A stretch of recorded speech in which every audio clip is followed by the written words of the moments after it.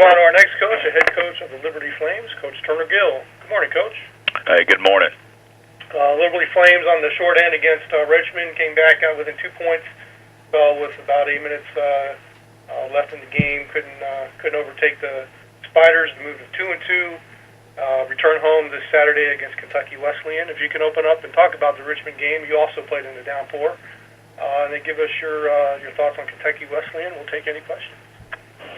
Well, I think it was a great competitive game there. Two good football teams playing against each other, and it was a great atmosphere. Even with the rain going on and all that, it was an exciting game. And again, we just give credit to Richmond.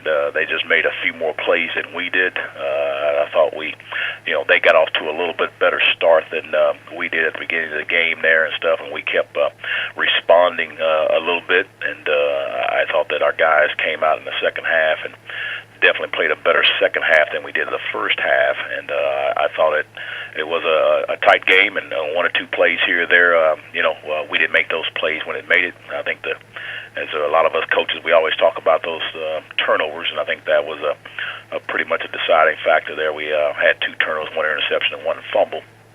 And then we had two errors, in a sense, on the special teams. They blocked two field goals. So I think you take the two blocked field goals and you take away the turnovers. That was the difference in the ball game. And congratulations to them. And we just got to rebound from that. And I know that our players are ready to get going again. And we are playing at home. And so we're excited for another opportunity to play in front of our great fans. I will begin taking questions for Liberty head coach Turner Gill. To enter the question queue, please press *1 on your phone at any time, or click the Q&A link near the top of your browser and click raise hand if you join via the web. And Coach, talk a little bit about this week's opponent, Kentucky Wesleyan. Yes, playing Kentucky Wesleyan, Division II opponent. I know they have not gotten off to the start that they would have liked to gotten out to, and I know that they've the last two ball games they've seemed to move the ball well as far as on the running game and the passing game, and so they've improved in those areas, and we just got to make sure that I know Coach Holzclaw has done a good job, a former player there from the Kentucky Wesleyan, and so I know that we got to make sure that we got to improve on a lot of areas to make sure that we continue to improve as a football team. So I know the one thing that we're going to talk about as our team is last year. I know we had a pretty good competitive game against Concord last year as a Division II school, and so we got to make sure that you come ready to play, and just like we all want to make sure that our players improve every single week, so you can improve as a football team, and so every game that you get better, then you're able to do the things that you're capable of doing as a football team. So our guys will rebound back, and we'll coach them up, and we'll learn from what happened this past week, and we'll be better. Thanks, Coach. At this time, we'll move to questions for Liberty head coach Turner Gill. Again, to ask a question, please press *1 on your phone, or click the Q&A link near the top of your browser and click raise hand.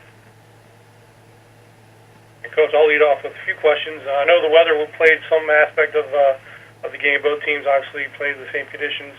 How do you adjust your coaching to your team with these kind of elements from just from a fundamental standpoint? Well, I think it's like anything. It's always continue to be focused. We prepare for those type of things. As even we haven't had a whole lot of situation where we've had practice in the rain, but we definitely wet the balls and using those simulating when rain would occur and get used to handling. So I thought for the most part we did a pretty good job of it, but obviously the two situations that occurred on the turnovers. But at the end we learn from that, and you just keep on moving forward. And my next question for you, we didn't really touch on it last week, but now that the game is complete, going up against Coach Rocco, who was Liberty's coach for so long before you succeeded him, and everything that happened after the game, I know from him, when I read, it was kind of a relief to have that game over with.